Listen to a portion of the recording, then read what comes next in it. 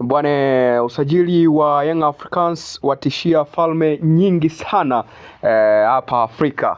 Watishia falme za Kiarabu, falme za Afrika ya Kati, falme za Afrika Magharibi, falme za Afrika Mashariki na Kati pia.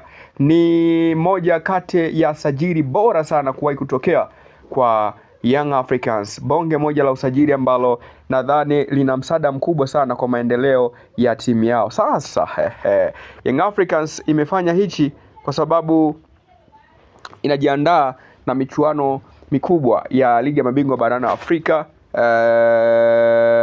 hatua ya makundi. Kumbuke tayari wana mtaji wa alama 4 katika kundi lao. Kwa hiyo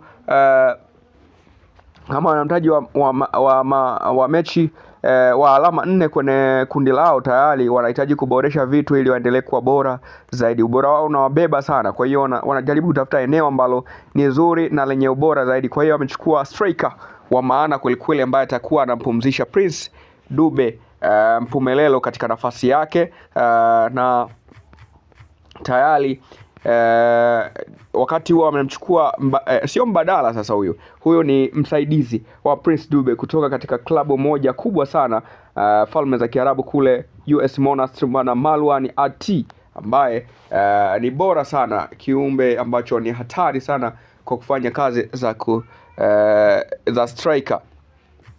Kwa hiyo Marwan At anakuja pale moja kwa moja. Engineer Saidi alienda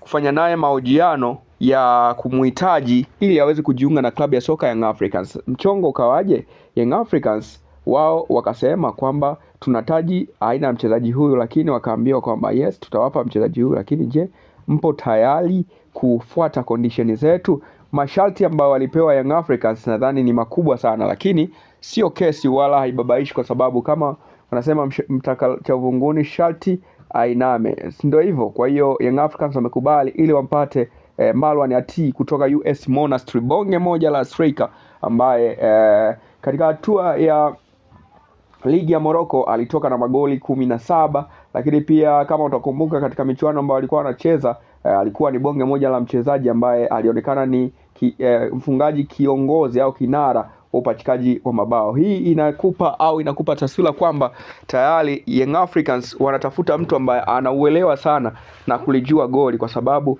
ukishamchukua mtu ambaye analijua goli atakupa matokeo chanya katika nafasi ambayo unaicheza. So moja kwa moja hiki ni kitu ambacho ni msaada mkubwa sana kwa Dar es Salaam Young Africans, kwa sababu unampata mchezaji ambaye anakuja kukupatia faida ya kufunga, lakini pia anakupa faida ya kukaba, kwa sababu Marwan At ni typical number 9, lakini sio standing, mara nyingi ni movable. So kama ni movable striker, mara nyingi sana anakaa kwenye eneo, anatoka kwenye eneo kuja kuchukua kama Dube, lakini tu yeye footwork yake ni nzuri sana. So Young Africans wamechukua mtu ambaye pia ana uzoefu wa michuano ya kimataifa, ambaye hata kuwa over pressure, kwa sababu mechi zinazofuata ni mtiti.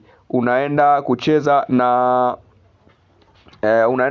na timu kama National Al Ahly, unaenda kucheza na timu kama FAR Rabat ambao wanasema hatujamalizana na Young Africans. So walichokifanya Young Africans, wamemchukua bonge moja la mchezaji ambaye FAR Rabat wao pia walikuwa wanamtaka. So ni vita juu ya vita ya FAR Rabat na Yanga haitaisha leo, yani nadhani itakuwa ya vizazi na vizazi. So sisi tuendelee kufuatilia tu tujue kwamba itakuwaje hapo mbeleni, lakini Young Africans ndio hivyo.